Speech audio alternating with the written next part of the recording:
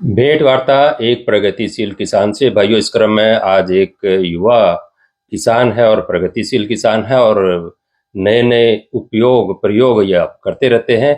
आज हमारे साथ स्टूडियो में है जितेंद्र मान जी। जितेंद्र जी, आपका स्वागत है स्टूडियो में। प्रणाम जी संजय जी। नमस्कार।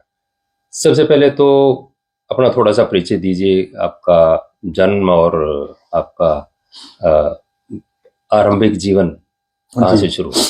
जी, मेरा नाम जितेंद्र मान है और गोहाना के पास गांव पड़ता है मुंदपुर, जिसको महमूदपुर बोलते हैं। अ, वहीं पर मेरा जन्म हुआ जी। और जी उसके बाद मेरी प्रारंभिक शिक्षा नवोदय विद्यालय बुटाना से हुई है और उसके पश्चात फिर मैं दिल्ली चला गया। मैंने टूल एंड डाई का कोर्स किया 4 ईयर इंडो डेनिश प्रोजेक्ट से। अच्छा जी, वो भी सरकारी उपक्रम था। तो नवोदय में भी मेरा सरकारी उपक्रम में ही शिक्षा दीक्षा हुई और उसके बाद फिर मैंने टूल एंड डाई का कोर्स भी एक सरकारी संस्थान से ही किया। तो और उसके पश्चात फिर मैं नौकरी में चला गया और सन 2001 से 2018 तक मैं अलग अलग तरह की नौकरी में ही था जी। और जिसमें से मुख्यतः टीसीएस में मैं डिजाइनर के डिजाइनिंग का काम करता था, डिजाइनर के पद पर था जी। तो 2018 में वहां से मैंने उसको क्विट किया जॉब को और उसके पश्चात हम लोग ऑर्गेनिक फार्मिंग में आए। ऑर्गेनिक फार्मिंग में हम लोग मुख्यतः मोरिंगा की खेती करते हैं। तो ये ऑर्गेनिक फार्मिंग में आने का किस तरह से आपका मन बना? जी, ऑर्गेनिक फार्मिंग में आने का मन इसीलिए था मेरा क्योंकि ऑर्गेनिक फार्मिंग में एक तो स्कोप बहुत ज्यादा है।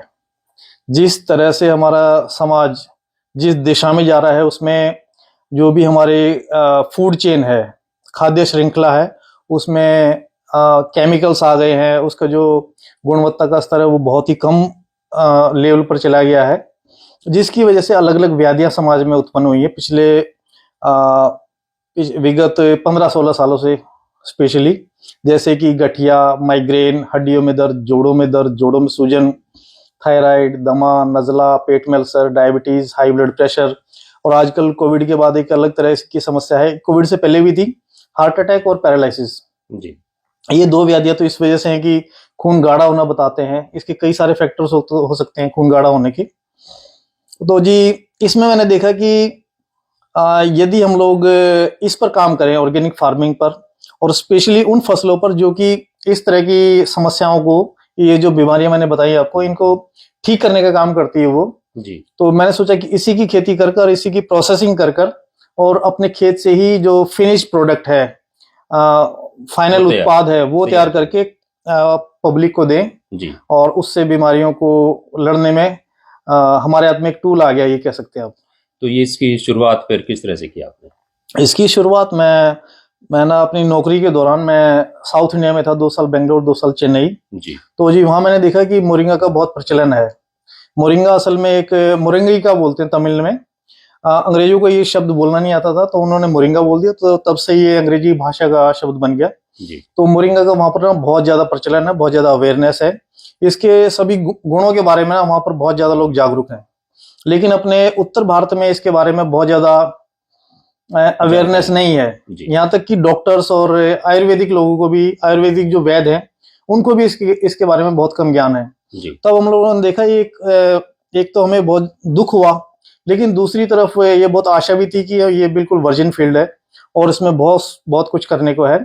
हालांकि अमेजोन पर और दूसरी जो सोशल मीडिया की साइट्स हैं, जो वहां जहां से उत्पाद खरीद सकते हैं लोग, वहां पर भी मोरिंगा है, बहुतायत में है। जी। तो आपने शुरुआत कहाँ से की, किस प्रकार से शुरुआत की? हम लोगों ने अपने खेत में ही खेती चालू की जी। और फिर एक छोटा सा सेटअप लगाया हम लोगों ने, जिसमें कि खेती आप कितने एरिया में की है? खेती हम लोगों ने जी पहले चालू की हम लोगों ने 3 एकड़ में। 3 एकड़ में आपने मोरिंगा जी लगाया। उसके बाद फिर हम लोगों ने 4 एकड़ में। बीज और कहाँ से लेके आए? बीज हम लोग साउथ इंडिया से ही प्रोक्योर करते हैं। बीज लेके आए या पौधे? इसके बीज लगाने में ही लाभप्रद है जी। यदि आप नर्सरी लगाएंगे पहले जी और फिर उसके बाद उनका पौधारोपण करेंगे, ट्रांसप्लांटेशन करेंगे जी, वो एक बहुत ही महंगी प्रक्रिया है, क्योंकि आपको हर पौधा फिर अपने स्थान पर लेकर जाना पड़ता है, वहां पर अलग से खड्डा खोदना पड़ेगा। वो बहुत ही एक लेबर सम प्रक्रिया है वो, उसमें ज्यादा आपका मेहनत भी और पैसा भी बर्बाद होता है।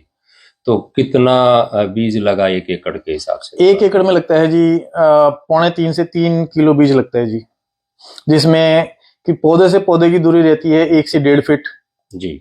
और लाइन से लाइन की दूरी रखनी पड़ती है 4 फीट या 4.5 फीट, 5 फीट भी रख सकते हैं आप। अच्छा, तो जी। लगाने का क्या तरीका रहता है?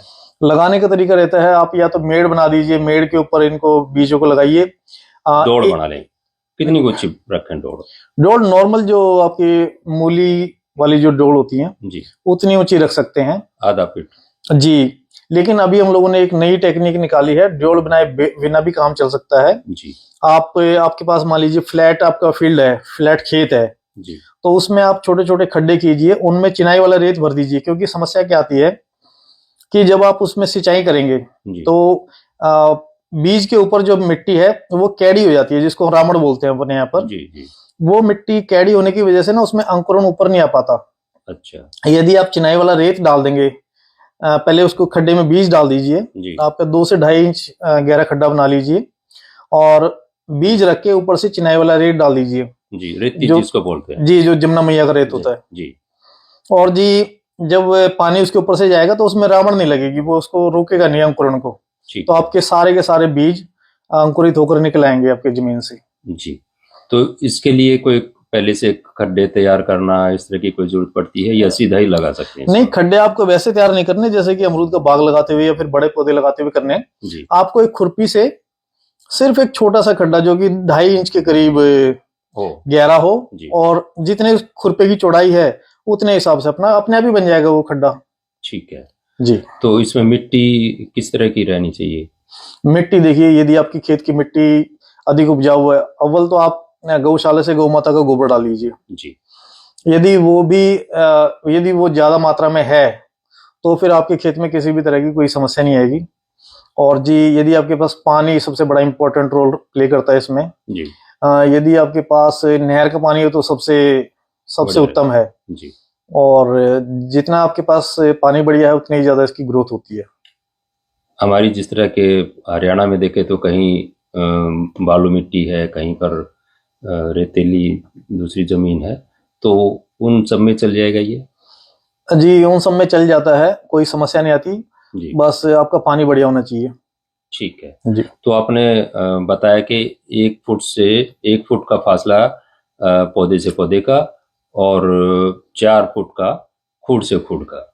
जी, 4 फुट का लाइन से लाइन का, जी 1 फुट भी रख सकते हैं, पौधे से पौधे की 1.5 फीट भी रख सकते हैं, जी। 2 फीट भी रखते हैं बहुत सारे लोग। तो इसमें कोई खास फर्क पड़ता है? इसमें यही है कि जितने ज्यादा प्लांट्स होंगे उतना ही ज्यादा आपको पत्ता मिलेगा। अच्छा, तो कितने दिन के बाद में पौधा वो पत्ते जी देने लग जाता जी, ये जी आपका यदि पानी अच्छा है और सभी परिस्थितियां अनुकूल हैं। है? जी, अनुकूल में क्या क्या? अनुकूल में आता है कि ये समर लविंग प्लांट है जी। जितनी आपने सही समय पर लगा दिया, जैसे गेहूं कटते ही लगा दिया जी और आपका ताजा बीज है और आपके खेत में अकस्मात पानी खड़ा नहीं हुआ और उस पौधे की जड़ें अच्छी चल गई हैं जी और प्रचुर मात्रा में उसमें कार्बनिक कंटेंट है, मतलब कि गड़ा सला, गोबर की खाद है। गोबर की खाद या फिर पौधे के अवशेष हैं। जी जितनी ज्यादा मिट्टी आपकी मजबूत है उतने ही ये सारे फैक्टर्स जो है अनुकूल परिस्थितियों में आएंगे जी। और 3 महीने में आपका पौधा पत्ते देने चालू कर देगा। बढ़वार कितनी हो जाएगी? बढ़वार हो सकती है कि 2.5-3 फीट तक हो जाए, क्योंकि ये ढांचे की गति से बढ़ने वाला पौधा है जी। अच्छा, तेज जैसे हम लोग जंतर बोलते हैं इसको, जी जंतर की स्पीड से बढ़ता है जी ये। जी। तो इसमें बीच में आपने बताया 3 महीने में तैयार हो जाएगा, तो इस दौरान इसमें कुछ देखभाल करनी है, पानी का क्या कुछ हिसाब किताब रहेगा? पानी का इसमें संजय जी, ये बहुत कम पानी की आवश्यकता रहती है इसको। जी जब इसका अंकुरण होता है तब तक इसको संभाल की आवश्यकता रहती है, बाद में तो ये बहुत ही सख्त जान पौधा इसको बोल सकते हैं आप। जी और जी, इसमें आती है इल्लियों की समस्या मेनली। जी इल्ली मतलब जिसको हमारे यहाँ पर सुंडी बोलते हैं जी। नॉर्मल हरियाणवी स्लैंग में। तो जी, तितलियां इसके ऊपर अंडे देती हैं, अंडों में से लार्वा निकलते हैं, क्योंकि नेचर को भी पता है कि ये प्रोटीन और दूसरे न्यूट्रिएंट से भरपूर हैं इसके पत्ते। तो वो इसी वजह से इसके ऊपर ही अंडे देना पसंद करती हैं तितलियां। जी। आपको बहुत सारी मार्केट में दवाइयां आती हैं ऑर्गेनिक, जो अंडों को खत्म करेंगी या लार्वा को खत्म करेंगी। आपको उनका स्प्रे लगाना है, केमिकल दवाइयों का नहीं लगाना, जी। क्योंकि जो दवाई बनेगी फिर इससे, इस पत्ते से, वो फिर कस्टमर्स को खानी है तो उनके पास केमिकल नहीं जाना चाहिए उनके शरीर में। ठीक है। तो ये कोई खास सीजन होता है जब ये इल्लियों का, सुंडियों का प्रकोप होता है? जी, ये जैसे ज्यादातर तो होता है कि जब गेहूं में वो फूल आते हैं, बूर जैसा आता है कुछ। जी। एक तो जब आपके वातावरण में तितलियों की संख्या ज्यादा होती है, जिनको हमारे यहाँ पर पट बीजने बोलते हैं, छोटे छोटे, किसी भी तितली का नामकरण वैसे ही कर दिया जाता है, एक जेनरिक नेम दे रखा है उसको। जी। तो जब आपके वातावरण में पट बीजने हो जाए गणे, जी। तो वे जो पट बीजने हैं वे देंगे अंडे इन पे, पत्ते पर। अच्छा, ठीक है। जी। तो बीच में कोई खाद वगैरह का या कोई विशेष ध्यान रखने की बात हो इसमें? बस विशेष ध्यान रखने की यही बात है कि आपकी मिट्टी जितनी मजबूत होगी, जी। उतने ही ज्यादा औषधीय गुण आपके पत्तों में बनेंगे, जी। उतने ही आपके पत्ते मजबूत होंगे। जी। जी। तो इसमें ऐसे कौन कौन से औषधीय गुण होते हैं? इनमें जी देखिए, ये औषधीय गुणों के यदि मैं बात करूं तो 92 टाइप के न्यूट्रिएंट्स हैं इसमें। बाण में? जी, 92 तरह के न्यूट्रिएंट्स हैं। जी। और 9 तरह के essential, non essential amino acids हैं। अमीनो एसिड वो चीज होती हैं जैसे ईंट समझ लीजिए उनको, उनसे फिर जैसे ईंटों से मिलके घर बनता है, ऐसे ही अमीनो एसिड से मिलके प्रोटीन्स बनते हैं अलग अलग तरह के। जी। इसमें वो सारे औषधीय गुण है, इतने सारे न्यूट्रिएंट्स होते हैं कि ये हर तरह की बीमारी को 10 से 15 दिन में ही प्रमाणिक तरीके से ठीक करने की क्षमता रखता है, बशर्ते कि आपकी मिट्टी बहुत मजबूत है। जी। और आपके पास अलग अलग तरह की जो भी इसको प्रोसेस करने के लिए चाहिए वो सारी सुविधाएं हैं। जी। अब 3 महीने के बाद हम इसकी पत्तों की तोड़ाई करते हैं, तो जी। उसमें क्या बात ध्यान रखते हैं और किस प्रकार से करते हैं? उसमें ये ध्यान रखने वाली बात है संजय जी कि एक तो आपको ना पत्ते तोड़ते ही उनको धोना आवश्यक है, टहनी इसकी तोड़ी जाती है। अच्छा। और उनके फिर हम लोग क्या करते हैं, उनको बंच बना लेते हैं, जूटी बना लेते हैं, और उनको एक ऐसे सेटअप में सुखाया जाता है। हमारे पास 2 तरह के सेटअप हैं। एक है आपका ग्रीन हाउस प्रिंसिपल पर बेस्ड है। उसमें क्या होता है कि बाहर से एक हमारे पास टनल है जो कि 20 फीट की हाइट की है और पारदर्शी है वो बाहर से। उसके अंदर सनरेज ट्रैप हो जाती है, सूरज का प्रकाश ट्रैप हो जाता है, लेकिन गर्मी उसकी बाहर नहीं निकल पाती है। बहुत 80-90% जो गर्मी है वो अंदर ही कैप्चर हो जाती है। जी। और उसके अंदर फिर हम लोगों ने एक दूसरा सेटअप लगाया हुआ है, जिसकी वजह से पत्तों पर डायरेक्ट सनरेज नहीं लगती हैं, सूर्य की किरणें नहीं लगती हैं। जी। क्योंकि यदि सूर्य की किरणें सूखते टाइम पत्तों पर लगी तो बहुत सारे औषधीय गुण उनके नष्ट हो जाते हैं। तो जी, इस तरह से सेटअप बनाया हुआ है हम लोगों ने कि गर्मी तो हो सेटअप में, लेकिन सूर्य का प्रकाश डायरेक्ट ना लगे उन पर। इस तरीके से हम लोग 8 से 10 घंटे में कोई भी पत्ता सुखा लेते हैं। यदि बारिश का टाइम है, जैसे कि जब सूर्य नहीं निकला हुआ जी, और सर्दियों का समय है, तो उस टाइम हम लोग अपनी मशीन्स में सुखाते हैं जो कि बिजली से चलती हैं। किस तरह की मशीन होती है? उसको हम लोगों के पास तो एक बड़ी वाली मशीन है, हीट पंप ड्रायर बोलते हैं उसको जी। और जी, उसमें 8 से 10 घंटे में सूख जाता है पत्ता। उसमें बहुत तेज एक कमरा सा बना हुआ है, कमरा बना हुआ है, उसमें ट्रेज लगती है हमारी, और उसके अंदर गर्म हवा रोटेट होती है। और गर्म हवा जितनी ज्यादा स्पीड से रोटेट होती है, उतनी ही जल्दी आपका पत्ता सूख जाता है। जी। तो आपने बताया 8-10 घंटे में वो सूख जाता है। किसी भी मौसम में, किसी भी तरह से आपको ना 8 से 10 घंटे में इस पत्ते को सुखा लेना है। अदरवाइज आपके पत्ते में वो सारे औषधीय गुण बरकरार नहीं रहेंगे जो कि रहने चाहिए, और आपकी जो जितनी भी आपने खेती में मेहनत की वो नष्ट हो जाएगी, या फिर उतने रिजल्ट आपको नहीं मिलेंगे। जी। उसके बाद उसका क्या प्रोसेस रहता है, क्या तरीका रहता है? उसके बाद फिर हम लोग उसको पल्वराइजर से उसको पाउडर में कन्वर्ट कर लेते हैं जी। और फिर एक बहुत ही हाइजीनिक तरीके से उसको पैक कर लेते हैं हम लोग। 200 ग्राम की हमारी फिलहाल पैकिंग है जी, उसमें पैक कर लेते हैं। अच्छा जितेंद्र भाई, कई बार ये होता है कि हम देख के और कोई भी नई चीज शुरुआत कर देते हैं, लेकिन हमें मार्केटिंग का नहीं पता होता कि उसका कहाँ पर उसकी बिक्री करें, कहाँ पर वो बेचा जाए। जी। तो इस तरह की कोई समस्या आई आपको? समस्या तो आई, हमें बहुत ज्यादा आई। लेकिन एक बार हमारा जैसे लोगों ने जब लोग जब खाने लगे जी तो उनको बहुत अच्छे रिजल्ट आए। अंग्रेजी दवाइयों से भी बढ़िया रिजल्ट आते हैं कई चीजों में, तो जोड़ों के दर्द में खासकर। और फिर लोग एक दूसरे को बताते गए, उसके बाद फिर हमें कोई समस्या नहीं आई जी। जी। तो बिक्री कैसे करते हैं आप? हमारी वेबसाइट है husbandwifefarm.com करके, और वहीं से हमारी बिक्री होती है 99.9%। आपको कहीं जाना नहीं पड़ता? नहीं, कहीं जाने नहीं पड़ता। और आजकल का युग तो हम तो मानते हैं जी कि सतयुग से भी बढ़िया है। सतयुग में आपके पास सोशल मीडिया नहीं था, जी और उसके माध्यम से एक आम जन के पास भी इतनी शक्ति है कि वो अपनी आवाज को बहुत बड़े स्केल पर पूरी दुनिया में पहुंचा सकता है। जी। इसके अलावा आप और क्या कुछ कर रहे हैं? इसके अलावा तो जी हम लोग अभी हमें कमी महसूस होती है कि जो अपनी इंडियन पॉपुलेशन है उस तक बढ़िया देसी दवाइयां नहीं पहुंच रही हैं। जी अब ईश्वर ने हमें मौका दिया है कि हम लोग इस चीज में अपना बहुत बड़ा रोल प्ले कर सकते हैं, हालांकि छोटा सा ही हो, लेकिन राम सेतु में गिलहरी का भी रोल उतना ही बड़ा माना जाता है जितना हनुमान जी का माना जाता है। तो हम गिलहरी ही सही, लेकिन हम लोग पूरी ईमानदारी से काम करने वाली गिलहरी हैं। तो जी हम अभी क्या करने वाले हैं, सेटअप लगाएंगे अपने खेत में, और उसमें जितने भी औषधीय उत्पाद हम लोग बना सकते हैं, ज्यादा नहीं रखेंगे प्रोडक्ट्स को, लेकिन पूरी गुणवत्ता वाला रखेंगे। उसके हम लोग लैब टेस्ट भी कराएंगे कि उसके अंदर कितने प्रमाणिक तरीके से हम लोग काम कर रहे हैं। उससे ये प्रूफ होगा हमारे पास लैब टेस्ट का। तो समस्या क्या आ रही है कि जैसे त्रिफला का एग्जांपल लेते हैं हम लोग, ये हमारी क्लासिकल मेडिसिन है, लेकिन मार्केट में क्या हो रहा है कि जो उसके अंदर अवयव हैं, उसके जो घटक हैं, जैसे हरड़, बहेड़ा, आंवला, जी, ये सारे की जो सुखाने की प्रोसेस है, आंवले का ही एग्जांपल लेते हैं, हम लोगों ने देखा है कि आंवले के बागों में उसको खेत में ही सुखाया जाता है। उसके अंदर सूखने की प्रक्रिया के दौरान ही उसमें फंगस भी लग जाती है जी, और मार्केट में वही आंवला फिर बेच दिया जाता है।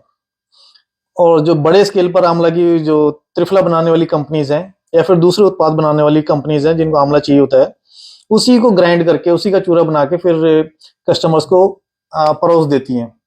हम लोग यहाँ पर क्या रोल प्ले करने वाले हैं कि हम लोग एक बहुत ही साफ सुथरी प्रक्रिया से अपनी सभी चीजों को रेडी करेंगे और कस्टमर के सामने होंगी, पारदर्शी प्रक्रिया रखेंगे। हम सभी की वीडियोस कस्टमर्स को दिखाएंगे कि हम लोग ये प्रक्रिया फॉलो कर रहे हैं, और एक बहुत ही हाइजीनिक तरीके से, जिस तरीके से अंग्रेज लोग भी नहीं बना पाते अपने उत्पाद, हम लोग उस तरीके से बनाएंगे अपने खेत में ही जी।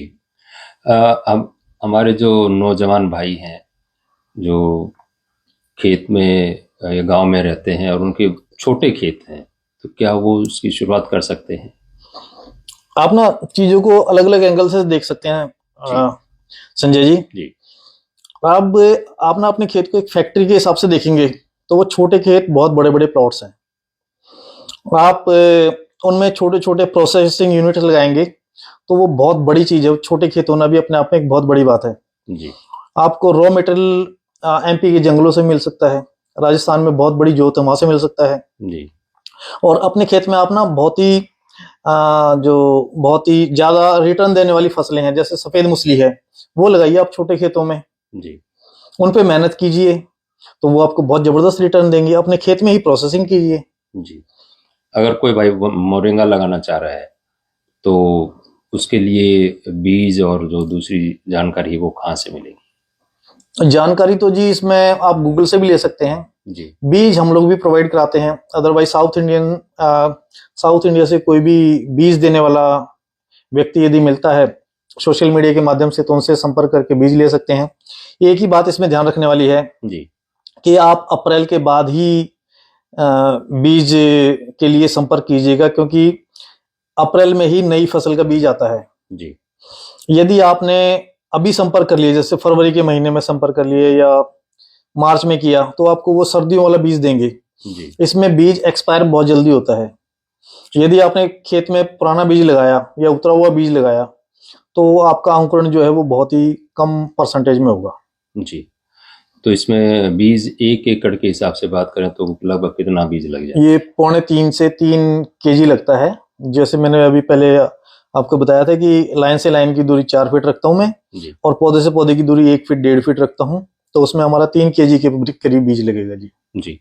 तो ये कितने समय तक पत्ते दे सकता है पौधा? ये पत्ते तो आपको 7-8 साल तक देता रहेगा, लेकिन 4 वर्ष होते ही आप इसको खेत को दोबारा आपको बीज लगाने हैं, जी। क्योंकि जितना यंग पौधा होगा उतने ही आपके पत्तों में औषधीय गुण ज्यादा होंगे। तो क्या सारे एक ही बार दोबारा लगाने पड़ेंगे या बीच बीच में से हम आप निकालते जाएं? जी जी जी, ये सबसे बढ़िया सुझाव दिया आपने जी। कि बीच में आप ना प्लांटेशन करते रहिए, जी। पुरानों को निकालते रहिए, नए लगाते रहिए, एक साइकिल चलता रहेगा। जी। तो इसमें हम अनुमान अगर हम लगाएं तो कितनी पैदावार हो जाती है और कितना फायदा इसमें रहता है? इसमें देखिए संजय जी, यदि आप मार्केट में देने जाते हैं, खारी बावली मार्केट में, जैसे पत्ते सुखाकर अपने खारी बावली मार्केट में बेचते हैं, जी। तो आपको तब भी आपको धान और गेहूं से ज्यादा प्रॉफिट रहेगा। अब इसमें समस्या यही है कि इसमें ना आपको कंटिन्यू अपने खेत में काम करते रहना पड़ता है। जी। अपने हरियाणवी में एक कहावत है, खेती खसम सेती वरना रेती की रेती। जी। खसम अपना हरियाणवी का शब्द नहीं है, ये एक अरबी शब्द है जिसका अर्थ होता है कि मालिक। जी। तो खेती खसम सेती, जब आप अपने खेत में ही रहेंगे तभी आप खेत में रहने का अर्थ है कि वहां पर मेहनत करनी है आपको। जी। यदि गेहूं और धान की तरह नहीं है कि इसमें बहुत कम आपको खेत पे रहने की आवश्यकता है, इसमें सदैव आपको खेत में रहने की आवश्यकता है। जी। इसमें 12 मास आपकी लामड़ी चलेंगी, जी। मतलब हमेशा अपने खेत में रहना है। जी। तो जी उसकी वजह से बहुत सारे किसान ये ऐसी चीजों में करना नहीं चाहते, क्योंकि उनमें लगातार आपको लगातार काम करते रहना पड़ता है। जी। लेकिन रिटर्न इसमें धान और गेहूं से बहुत ज्यादा है। जी। अच्छी पैदावार इसमें मिल सकती जी है। जी जी जी। कोई और सुझाव आप देना चाहें? और सुझाव मेरा यही है कि हम लोग अपने आप को बहुत लकी मानते हैं कि हम लोग भारत में पैदा हुए, और भारत में भी नॉर्थ इंडिया में, और नॉर्थ इंडिया में भी हरियाणा में। जी। क्योंकि आपके पास ना बहुत जबरदस्त अपॉर्चुनिटीज हैं, और भारत अभी एक ग्रोइंग इकोनॉमी है और बहुत जबरदस्त स्पीड से ग्रो कर रही है। अब सभी लोग रिच बन रहे हैं। जी। आपने गांव की शादी में भी देखा होगा कि सभी लोग बड़ी गाड़ी में आते हैं, किसी के पास छोटी गाड़ी नहीं होती। तो सभी आप ये समझ लीजिए कि किसान के लिए बहुत बड़ी मार्केट है। जी। और जिस भी भाई बहन के पास अपनी जमीन है, उनके पास अनलिमिटेड अपॉर्चुनिटीज है। जी। यानी कि थोड़ा सा अपना दाएं बाएं देखें, तलाश करें और अपने खेत को एक फैक्ट्री बना सकते हैं अगर जी। थोड़ा सा संकल्प करते हैं तो, जी। और अच्छा उत्पादन ले सकते हैं।